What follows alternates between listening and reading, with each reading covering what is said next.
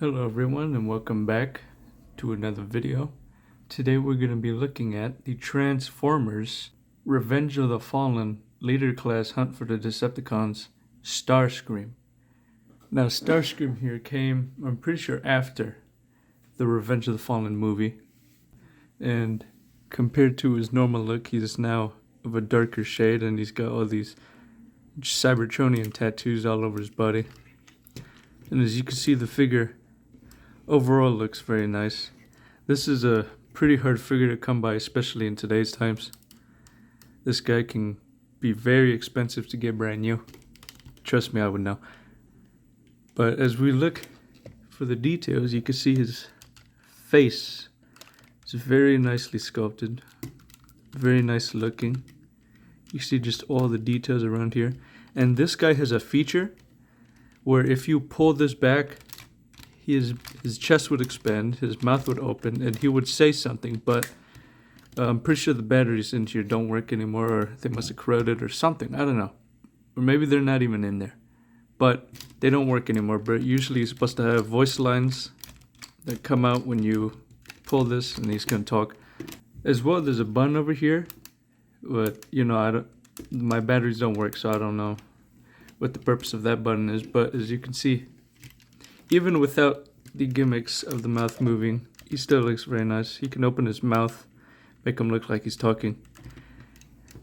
Overall, he's just very nice. You can see all the details that make up the figure.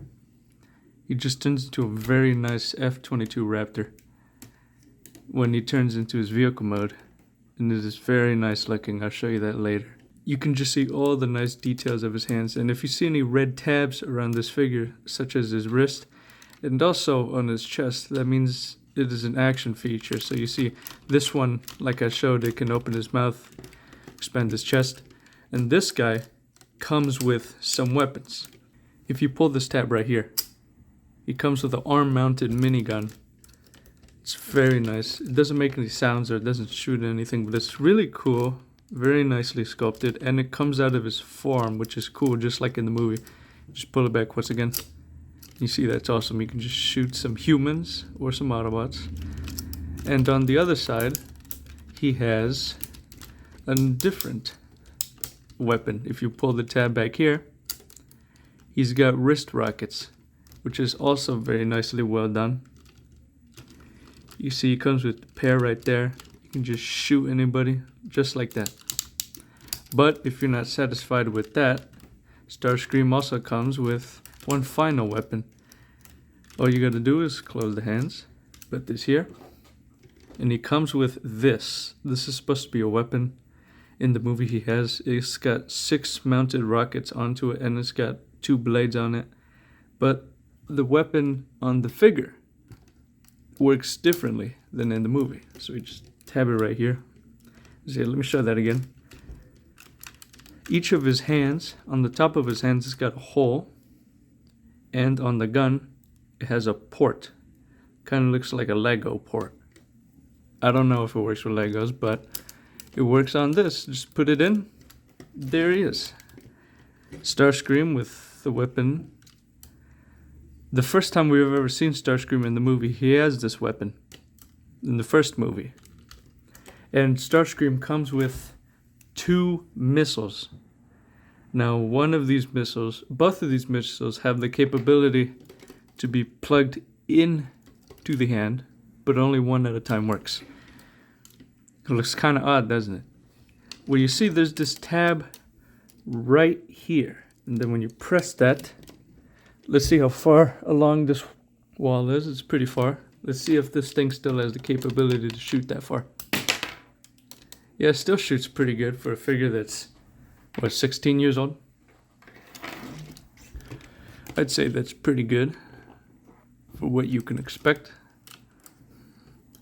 And if you don't like to have this thing in his hand, you can put it behind him. He's got a hole right here. You can just put the port here, plug it in, and then you can bend this so it fits in. And his missiles also have those ports, so you can put them, anywhere. You could put it to store right here, if it fit. There you go. You can store them right there, or who knows, you could store them on his hands, I guess, if you really wanted to. You know, you could punch somebody with a rocket. You ever tried doing that? So if you haven't noticed about Starscream, he is oddly proportioned. If I just turn him to the side, let's move this arm out of the way. You see he's got chicken legs. And his chicken legs are not too big compared to the rest of his massive, wide body. He is just wide, like a Dorito. His arms are a little spindly, and his fingers are just so skinny. But he can look like he's his usual self. He's just scheming.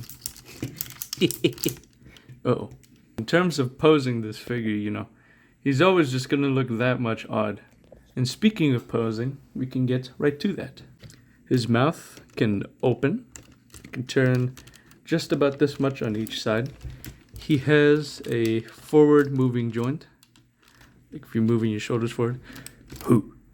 His shoulder can move out, in, all the way around. And also this part, right by his shoulder blade, it can move inwards and outwards. His bicep can rotate. He has a bend at the elbow. He can't turn his wrists, but his hand, his wrist, he can move it up and down. His thumbs, he's got two for some reason, they can move inward and outward of the palm. And his 3 fingers are connected by a single joint. He can't move his waist, but that's fine, I guess. He can kick, remember that? Then he can move backwards, and then all the way out, like that. It's pretty insane. He doesn't have a rotation by his thigh area, but he does have his first knee bend right here. It can go this far. He does have a rotation by his second knee, and it can go about that far. His foot can move up and down. His back toes can move up and down. His toes can close, I guess. But he doesn't have any ankle movement at all. But despite some of these parts not moving, he is still incredible looking. And very big. Oh.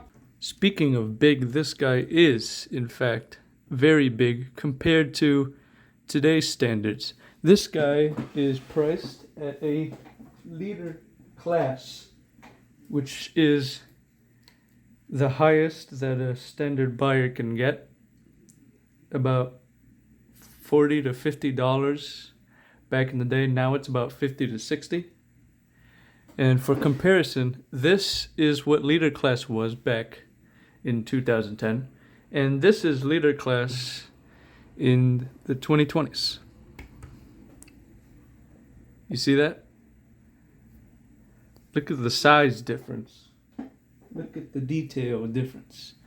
This guy's pretty well detailed, but this guy, I mean, just look at this.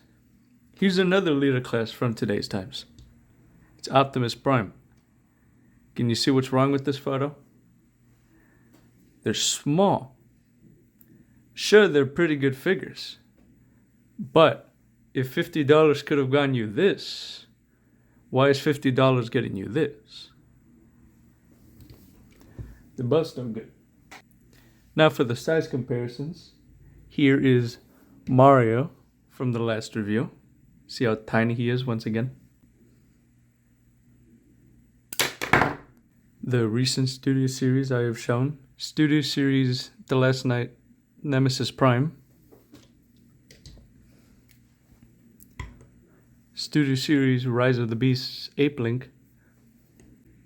And just for fun, Bionicle Axon. Pretty cool.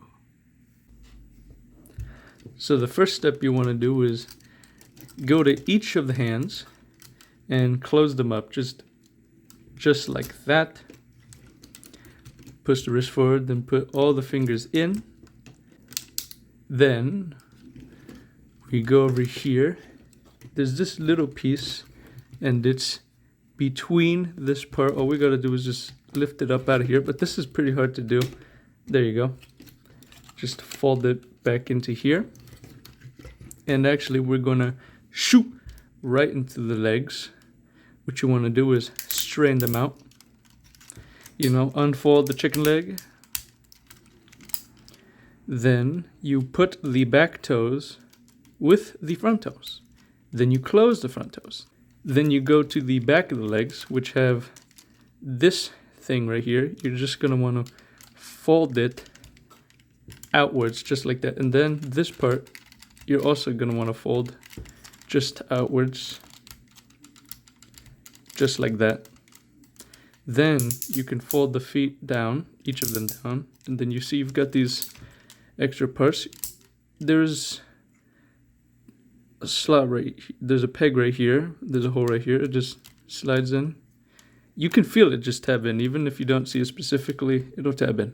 Then what you want to do is just grab Starscream's chicken body and break it in half. There you go. And then you're going to want to pull the cockpit out, and then you see this part that we've created here with this extra piece. We're just going to want to guide it up to there. Then you see there's just some tabs here, little tabs, and then right here there's just little holes. Just gonna want to close everything up, make everything flat, and then you can see that's the front of the jet. Now this whole structure looks complicated and everything, but we're gonna disassemble it and I'm gonna show you. There are these big gray parts. Just pull them out a bit, and then you're just gonna want to grab the body and grab his shoulder part right here and just let go of that. Because you see this part right here was connected to that tab right there. That's all it is. If you want to connect it back, just put it right there, and then just like that, that's how it goes. But we're trying to turn him into a jet, not to a robot. And then there's this little flying piece. You're just going to want to raise it a little bit, slide it through here, lower it halfway, then push it in all the way. It's complicated, but once you have the figure, if you have the figure, you'll know what I mean. Make sure to flan this, then swing it around over here so that it fits. Now let's simply do the same thing on the other side. There you go. Now we go to the back. Just flan this gold part out so that it looks like this. Pretty interesting, but it'll go somewhere. Now this whole appendage, this whole armature of this entire system, it's on a hinge around here. It's very complicated to show you. You can see just this part right here. So this part is the body, and this part is the arms, kind of. What you want to do is just kind of shift it like that. You see that? When in robot mode, it's down like this, but then you just want to shift it ever so slightly. And then, there you go. I'll redo it just because it looked bad. You see this? Just shift it. There you go. So you want to make sure for the jet mode that you push the arm all the way in to the wing just like this, and it looks like this. Because you see, this is the wing part, this is the back of the thrusters, and the black part is on top. There's this side of the arm, this side goes in the bottom with the fingers, but the part with the black part, you know, with where the guns come out, that goes on top. Another thing you kind of have to shift is these little parts of the wings. They're the opposite side of these parts in the robot mode. So as you can see, they're like this right now. Here's the... You're just going to want to shift it. So you see it's flat now, but we need to shift it until it's at the top. And that is how it's going to look like. So it's aligned with the back wing. So let's just try that again here. Align this, put this here. And actually, we can put these both hands into this cavity right here. And you can see there's a little notch right here and there's a hole, but it's not gonna just go inside. You have to grab the part with the hole and you have to slide the notch into it so that it fits nice and securely. And this is the part I was talking about. It's bottom, but if we shift it upwards, there you go, now it's aligned. Then you grab the back parts of the wings right here, shift these closed, then raise the wings, then just close everything up here. Just close it into place. Adjust them accordingly. Make sure the panels are flat here. And then you can see it's starting to look like something. You could finish the F-22 look by, well, raise these so that you have clearance to put the wing. And you can see the wing is on this kind of double or triple joint here. Kind of looks like a fish. But you close it in all the way. And then you can see the part that I asked you to raise earlier. It's kind of a hook right here. I don't know how well you can see it. It's like a hook system. And here is a port. You just push it onto there. It's kind of like a tab. And then there you go. The wing will be flat. So let's just try it on the other side. Raise this part. Move the wing down. Collapse it into place. And then push the tab in. And there you go. This pretty accurate looking jet. It looks pretty accurate so far already. But we have to put the legs somewhere. So we'll do that right now. Turn the jet over to its underbelly. Make sure the legs are flat and also straight. So you see any just little bends. Just make sure that it's completely straight from the hip to the toes. Then what you want to do is fold the entire leg this way and do the same with the other leg. Then in the middle, there are these two parts. One of them has a tab, one of them has a hole. Just put them together. And then at the bottom of the feet, you can see these black parts have two pegs. And there are two holes on each of the legs. All you need to do is just try and find the best way to fit the toes. Make sure they're closed, not open-toed. And then just find your best way to pushing it in. Is very complicated to do. Sometimes for me.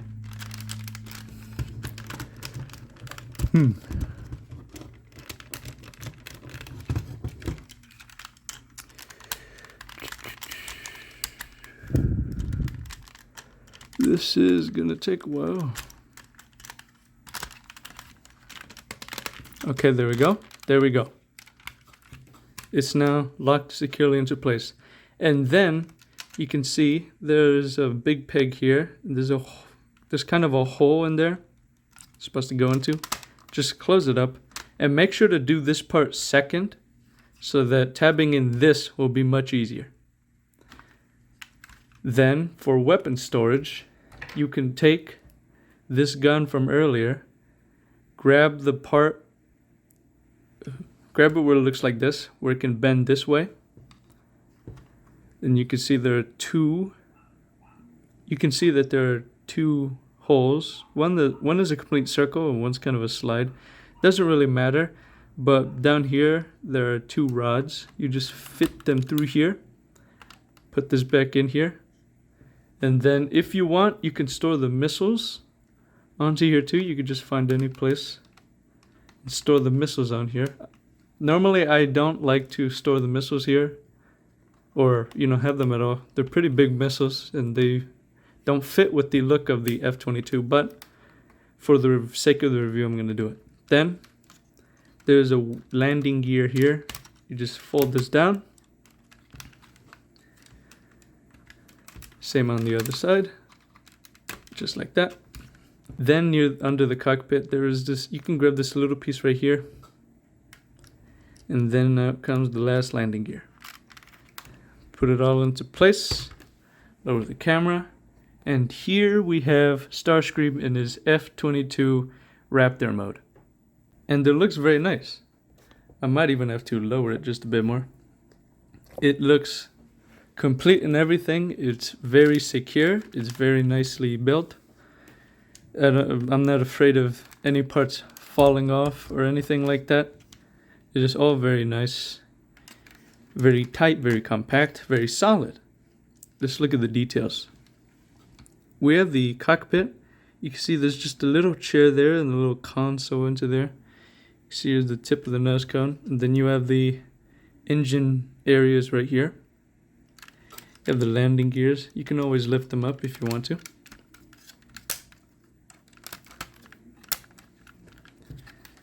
You can see just all the details that make up the F-22 fighter jet. But it's all covered up by his admittedly nice looking Cybertronian tattoos. You can see there's some ancient Cybertronian writing on a bunch of his body. And you can see the Decepticon logo. Just all this kind of Cybertronian tattoos everywhere along the fighter jet. And it kind of looks nice, I think. All the other Starscream figures I have, whether it comes to the Studio Series or the Masterpiece or even some of the older figures, they all are the normal F-22. So this is kind of my first one that actually looks like the one from Revenge of the Fallen, and it looks pretty nice, to be honest. Here are the back thrusters. Very nice. You can see just all the details except the F-22. Because he has to be a Transformer, he's just a little bit fat in the bottom.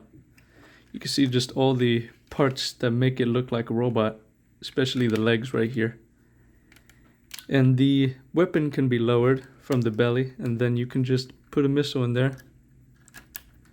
And then grab this part, and then just fire. Uh-oh, I lost it. Speaking of the functions of the jet, it can do that, but as well, it has this little hidden button with the Decepticon insignia on it. And if you press it, it's supposed to make sounds. And some parts are supposed to light up, like the cockpit and maybe even these engine parts. But because of my dead batteries, or no batteries, I don't know, it doesn't work. But that doesn't stop this figure from being completely awesome. In terms of posability, we have no posability. And in terms of size, he has not gotten any smaller, I can tell you that. I mean, look at this thing. This thing is big as a tablet. Overall thoughts on the figure. I really like it. It's one of my favorite leader classes from back in the day. I don't regret the purchase at all. And I really think if it was possible for any of you to get it, I would very much recommend it. This guy is very nice. He's a reminder of what we used to have in the greatest way possible. Up there with the likes of the Leader Class Optimus Prime, which might even be my next review. I give this guy a thumbs up. And that's my review on the Transformers Leader Class Hunt for the Decepticons Starscream. Let me know if you liked it as much as I liked it. Let me know if you had it back in the day when it first came out. And I'll see you guys for the next review. Or whatever else I'm going to do in the next video. I don't even know yet. See you later.